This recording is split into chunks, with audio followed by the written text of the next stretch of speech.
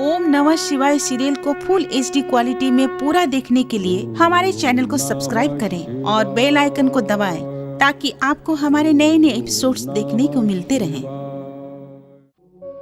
मैं ओंकार निर्माण की दिशा में जाने वाली कला, संस्कृति, सभ्यता, साहित्य, सभी विधाओं का मैं सृजक हूं और रचनाकार हूं।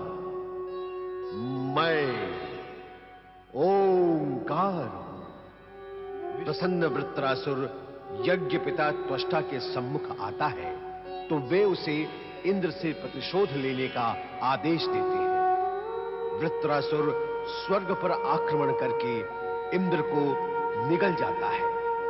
शची विलाप करती हुई मां शक्ति से प्रार्थना करती है।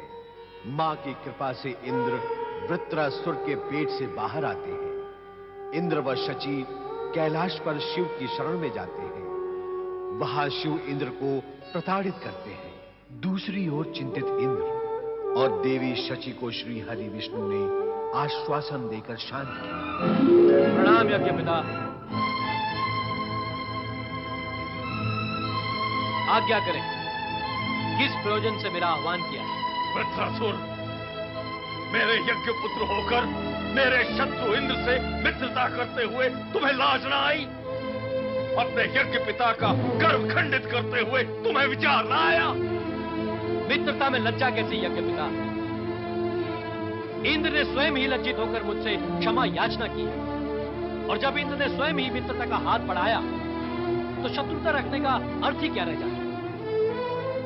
शत्रुता का अंत दो ही प्रकार से होता है, प्रतिशोध से अथवा क्षमा याचना करके, मित्र भाव से। और यहां तो दोनों ही कार्य हुए। इंद्र को स्वर्ग से वंचित करके प्रतिशोध पूर्ण हुआ है और उसे क्षमा करके मित्र भाव की पुष्टि भी हुई है। बस मित्र भाव से तुमने उसे क्षमा अवश्य कर दिया, किंतु वो क्षमा करने योग्य नहीं है।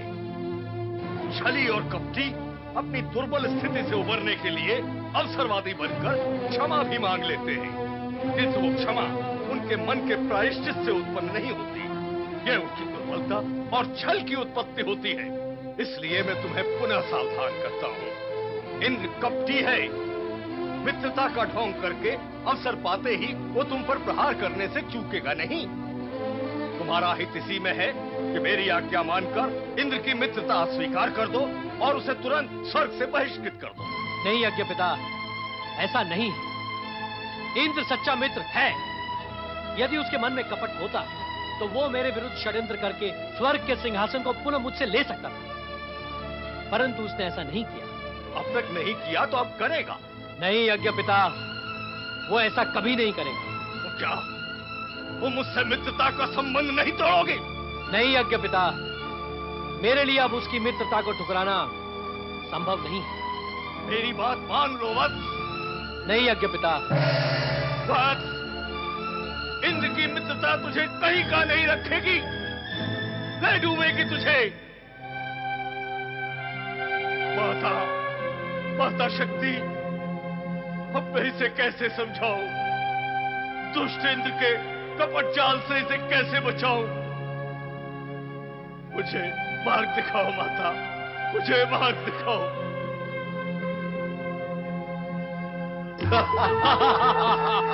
स्वर्ग सम्राट वृत्रासुर की जय, देवराज इंद्र की जय। स्वर्ग सम्राट वृत्रासुर की जय, देवराज इंद्र की जय। स्वर्ग सम्राट वृत्रासुर की जय।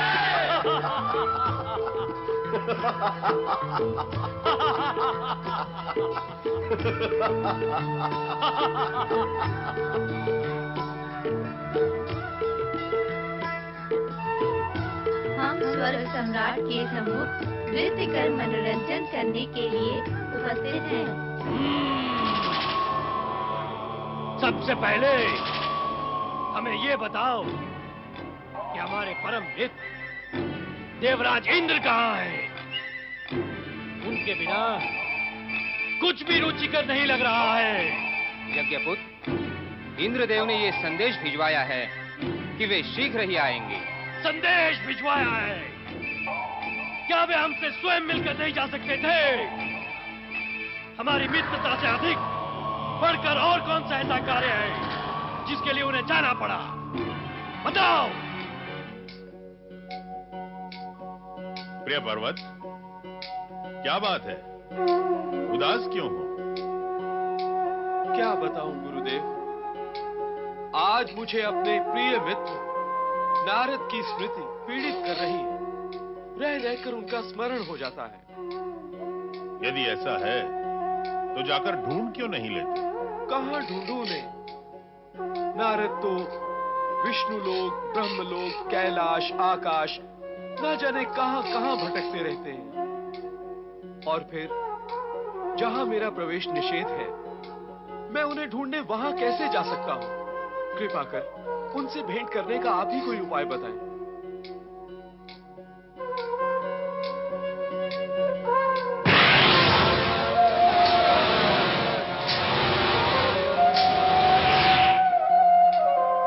प्रिय पर्वत, तुम्हारा प्रेम और मित्र भाव का आकर्षण नारद को यहां खींचकर ला रहा है। अब तुम दोनों की भेंट शीघ्र हो जाए। जय जय ब्रह्मदेव। प्रणाम देवगुरु। कल्याण भव। कब होगा हमारा कल्याण देवगुरु?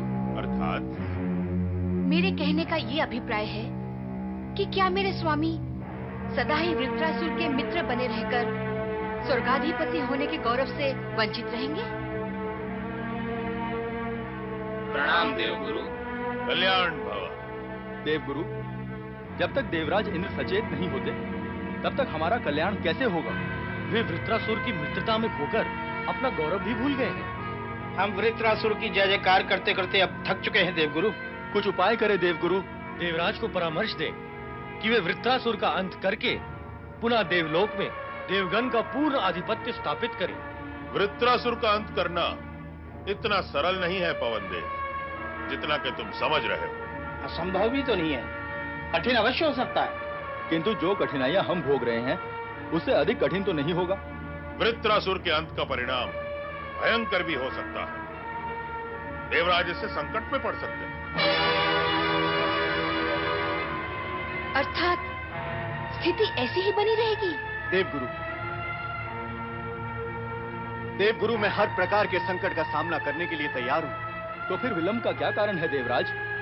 मुझे वृत्रासुर से मित्रता तोड़ने का कोई उपाय नहीं सूझ रहा है। देवराज, मित्रता जोड़नी हो तो उपाय ढूंढने में कठिनाई होती है, किंतु मित्रता तोड़ने में तो कोई विशेष कठिनाई नहीं होनी चाहिए। मेरा विश्वास करो वरुण देव, मानो मेरी बात। आप देवगण, देवगुरु और देवी शची की सुरक्षा के लिए मैं भी वृत्रासुर से मित्रता का नाटक करते करते थक गया हूं, ऊब गया हूं। यदि आप सबकी सुरक्षा की चिंता त्याग कर मैं उससे शत्रुता कर भी लेता हूं, तो उसका परिणाम क्या होगा, ये आप स्वयं विचार कर लो। नारायण नारायण, फिर तो ऋषि त्वष्टा ने सत्य ही कहा था। क्या कहा था ऋषि त्वष्टा? यही कि आप वृत्रासुर के साथ मित्रता नहीं मित्रता का ढोंग कर रहे हैं और उस पर अपना कपट जाल फैला रहे हैं। आप स्वयं ही कहें देवर्षि, इसके अतिरिक्त हमारे पास अन्य मार्ग भी क्या है? मैंने श्रीहरि के परामर्श के अनुसार वृत्रासुर से मित्रता की, किंतु इस मित्रता से मुझे अथवा देवगण को कोई लाभ नहीं हो रहा है। इस अप्रिय स्थिति के बोझ से हम सभी दबे जा रहे हैं। सोचते भी हैं कि ये सब कब तक सहन करना पड़ेगा। आपकी परिस्थिति, दुविधा, तर्क, इन सभी से सहमत होते हुए भी देवराज, मैं ये कहने के लिए बाध्य हूं कि मित्र के साथ विश्वासघात करना ये स्वयं के लिए भी घातक सिद्ध हो सकता है। देवर्षि, अरे मित्र पर्वत, मैं तो तुम्हीं से मिलने यहाँ आया था। आओ उस ओर चल के कुछ मन की चर्चा करते हैं। आओ। जय जय ब्रह्मदेव। गुरुदेव, आपने अभी अभी कहा था कि वृत्रासुर के अंत होने में कठिनाई है। क्या है वो कठिनाई गुरुदेव? हमें उसका समाधान भी बताएं। देवी सची, ब्रह्मदेव ने जब वृत्रासुर को वरदान दिया था तो उसके अंत का उपाय भी अवश्य सोच लिया होगा। ब्रह्मदेव देवताओं के शुभचिंतक हैं, आप उनसे पूछें। क्या पूछें गुरुदेव? यही कि वृत्रासुर का अंत कैसे होगा। अब हमें आपके परामर्श के अनुसार ही कार्य करना होगा देवराज। अब देवराज, यदि इससे पहले हमारे परामर्श से कार्य करते तो परिस्थिति प्रतिकूल नहीं अनुकूल होती। मैं मानता हूं देवराज, किंतु अब आपको भी हमारी एक प्रार्थना माननी होगी। वो क्या है? हम सब आपके नेतृत्व में ब्रह्मदेव के पास चलेंगे। हाँ देवगुरु, आपको ही हमारा नेतृत्व करना होगा।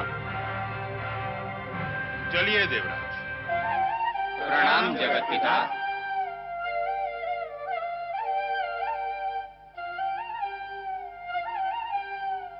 स्वर्ग पर आए संकट के समाधान के लिए हम सब आपकी शरण में आए हैं परमपिता।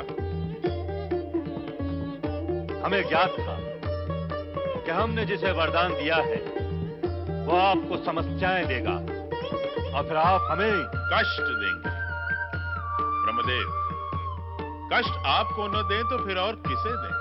हमें ये कहने का तो अधिकार है ही नहीं कि आप असुरों को वरदान ना दिया करें ताकि वे हमें पीड़ा न दें और फिर आपको कष्ट न दें। हम तो केवल आपसे समस्या का समाधान चाहते हैं, उपाय पूछना चाहते हैं, कारण कि जिसे आपने वरदान दिया है उसके अंत का उपाय आपके अतिरिक्त अन्य कोई जानता ही नहीं। देवगुरु बृहस्पति, हम सृष्टि के रचनाकार हैं, इसलिए किसी के अंत का उपाय बताना हमारे लिए उचित नहीं। तो फिर वृत्रासुर का अंत हुए बिना इस समस्या का अंत कैसे होगा परमपिता? इस प्रश्न में छुपे हुए सत्य को भी हम समझ रहे हैं देवराज, कि शक्ति उपासक त्वष्टा और आपके बीच शत्रुता के कारण स्वर्ग में जिस अप्रिय स्थिति का निर्माण हुआ है उसका शीघ्र अंत अति आवश्यक है। ब्रह्मदेव, मैं अपने कृत्य पर लज्जित हूं। हमें कुछ अधिक कहने को विवश न करें देवराज। कुकृत्य करके आप अनेक बार लज्जित हो चुके हैं और लज्जित होकर पुनः पुनः कुकृत्य कर लेते हैं। यह आपका कैसा आचरण है? कोई निम्न कोटि का प्राणी ऐसा करे तो न तो उसके लिए प्रतिष्ठा का प्रश्न उठता है और न ही न्याय नीति का तर्क, परंतु जब देवताओं का राजा स्वर्ग का अधिपति ऐसा करे, महासागर जितना आश्चर्य होता है। ब्रह्मदेव, मैं भविष्य में सावधान रहूंगा। ब्रह्मदेव, प्रतिकूल परिस्थितियों से उत्पन्न कठोर सत्य को देवराज समझ गए हैं। अब उन्हें किसी प्रकार वृत्रासुर से स्वर्ग की रक्षा करनी है। स्वर्ग पर उसके अधिकार से सभी पीड़ित हैं। हाँ परमपिता, वृत्रासुर स्वर्ग पर सदा सदा के लिए तो अधिकार नहीं कर सकता। परमपिता, सृष्टि रचना के समय स्वयं आपने यह नियम निर्धारित किया था कि स्वर्ग पर केवल देवराज तथा देवताओं का अधिकार होगा। सदा ऐसा ही होगा देवराज। आप उपाय बताएंगे तभी होगा परमपिता। सुनो देवराज, वृत्रासुर को दिए गए वरदान के अनुसार उसके अंत के लिए सर्वथा भिन्न उपाय करना होगा। क्या है वो उपाय परमपिता? एक नए वज्र का निर्माण करना होगा। नया वज्र? हाँ, तुम्हारा मूल वज्र तो त्रिशिरा के वध में खंडित हो गया। अब एक नए वज्र की आवश्यकता है देवराज। परंतु वो कहां से प्राप्त होगा परमपिता? वो भगवान शिव के कृपा पात्र किसी तपस्वी महर्षि की अस्थियों से ही निर्मित होना चाहिए। वे महर्षि कौन है ब्रह्मदेव?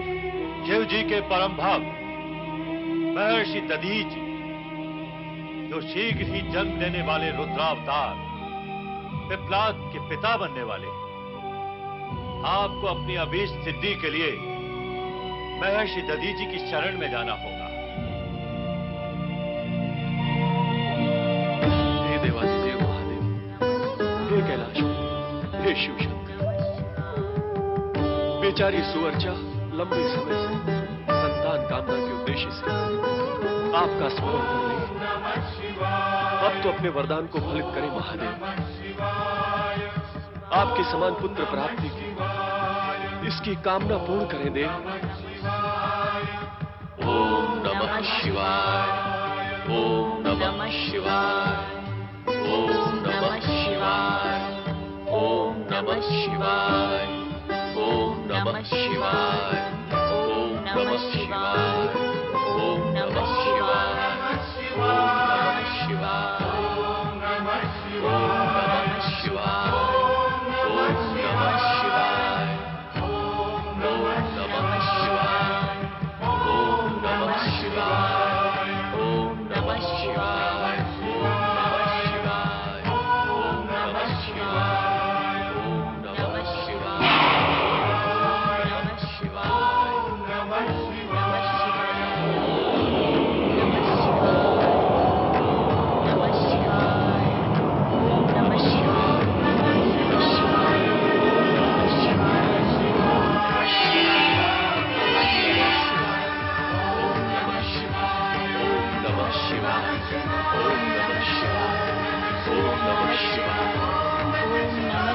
जागो देवी सुवर्चना, भगवान शिव ने तुम्हारी आराधना स्वीकार कर ली है। अब तुम शीघ्र ही रुद्रावतारी पुत्र की माता बनोगी। भगवान भोलेनाथ ने मेरी प्रार्थना स्वीकार कर ली। धन्य हो गया मेरा जीवन। जय भोले शंकर, आपकी कृपा पाकर मैं धन्य हो गई।